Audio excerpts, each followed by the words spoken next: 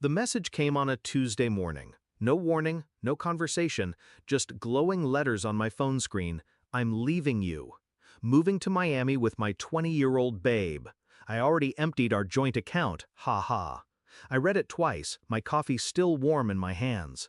No panic, no tears, just silence, the kind that settles before a storm.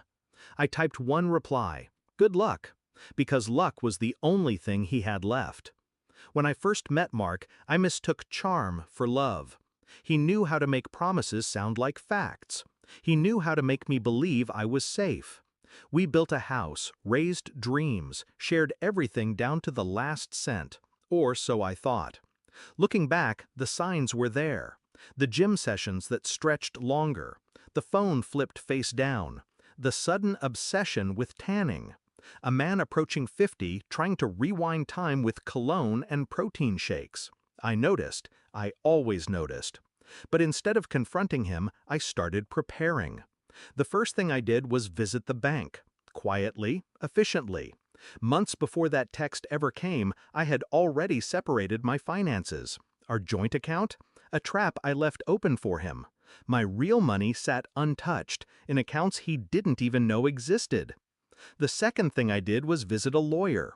Prenup, property deeds, retirement funds, all secured under my name. Mark loved to brag, but he never loved to read the fine print. And the third thing? My masterpiece. I moved the house into a trust, legally untouchable. By the time he ran off, everything he thought he owned had already slipped from his grasp. So when that text arrived, when he gloated about emptying what he thought was our life savings, I almost laughed. He had drained a shell account, barely enough to cover 1 month in Miami. He thought he had destroyed me. In reality, he had set himself on fire.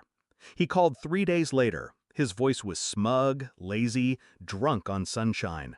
You see my photos? Babe looks amazing in a bikini. Miami's perfect. Don't wait up. I let him talk, let him savor his fantasy. I said nothing about the letter already on its way. Certified mail, signed by my attorney. Divorce papers. Filed and finalized with evidence of infidelity stapled neatly inside. It didn't take long for the cracks to show. Miami is expensive. 20-year-olds are expensive. He thought I would beg him to come back, thought I would fall apart without his presence. Instead, I posted pictures. Me smiling, me traveling, me living. Not to show him I was thriving, he was blocked. But word travels. Mutual friends whispered, and every whisper found him. And then came the moment I had been waiting for. He showed up. 6 weeks later. Broke, sunburned, his babe nowhere in sight. He stood on my porch, the same porch I had signed into the trust, the one that no longer belonged to him. Listen, he said, voice trembling now. I made a mistake. We can fix this. I'll move back in. We'll start over. I looked at him the way you look at a stranger asking for directions. Calm, detached. You already moved out, I said. With her, remember? He tried to push past me. That's when I told him.